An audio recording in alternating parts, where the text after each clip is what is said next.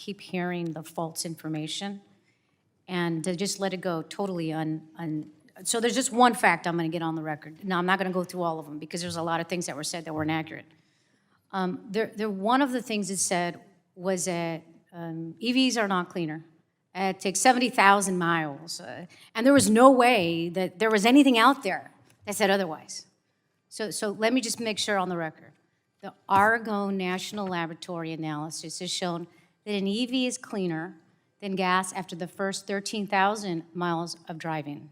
It's even less on a 100% clean energy grid, as low as 8,000 miles. It's important to note that also in California's electric grid is cleaner than most, and that the state has 90% a clean energy target by 2035. And just so we know where this is coming from, since it doesn't exist out there, it's a Reuters, July 7, 2021, has an article about this. So I understand there could be differences of opinion, but again, let's have the debate honestly. Let's not come with inaccurate information that we're telling people as though it's the truth. That is the most frustrating part of these hearings. Let's just talk about facts, okay? And I don't want to hear anybody lecturing me about freedom of choice. And with that, I yield back. Generally yields back. Are there other members wishing to speak on the bill? I've got, Chair recognizes Mr.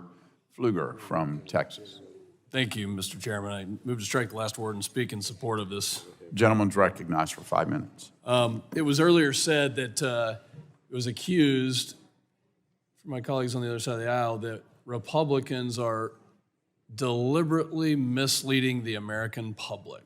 I think that's kind of rich, given the news events in the last 24 hours. Republicans are standing in the gap of reality. Military doctrine has a couple of criteria for decision-making, and that criteria for a course of action looks at whether a plan is feasible, is it suitable, is it acceptable, is it complete, just to name a couple of the criteria. This rapid, unrealistic, mandated transition to electric vehicles is none of those. It doesn't check off a single one of those. What's the problem we're trying to solve?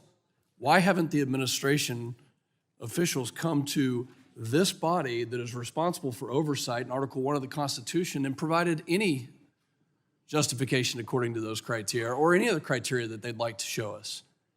Instead, when the EPA and other agencies come, they appear to be the ones misleading the American public because they don't have a plan.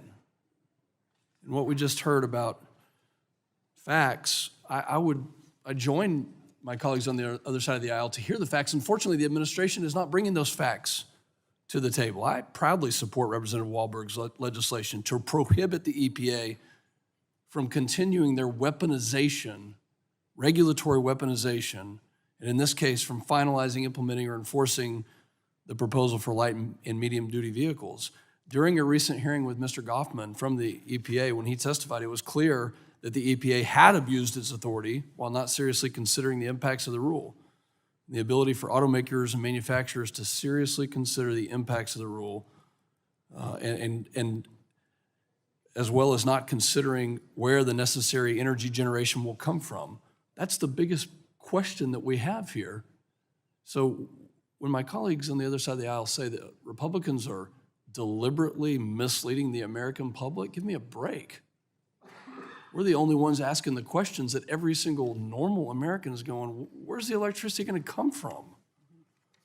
In fact, let me just state, I know we're all sitting here tired of this debate and, we want to move on, but you know what? This is important. My constituents sent me up here to stand in this very gap. And when they hear the Secretary of Energy say that she would like to electrify the military and the fleet vehicles in the military, they have some serious concerns about our national security. Secretary Granholm doubled down on that. I would invite her to a flight line in Anchorage, Alaska. I would invite her to go to a deployed location like Al Dhafra in the Middle East to see a missile truck, to go out on that flight line and see the impacts of her statement saying that she wants to electrify military vehicles. Not to mention the fact that we're talking about 150 million, vehicles in this country that she is suggesting and other agencies are suggesting that we should mandate. No. We're going to continue to stand in the gap. Show us the facts. The administration has failed to do that. We're almost 8 months in to this Congress, and not a single official has come over here and showed us any math, science, or data to suggest that anything in their plan is feasible, suitable, acceptable, and much less complete. Mr. Chairman, I proudly support this legislation. It's exceedingly important for all the reasons that our colleagues on this side of the aisle have said. And I urge us to vote with a reality-based mindset. While we can innovate, let's be realistic. I yield back. Will the gentleman yield? I would gladly Over here. yield. Crenshaw, Texas.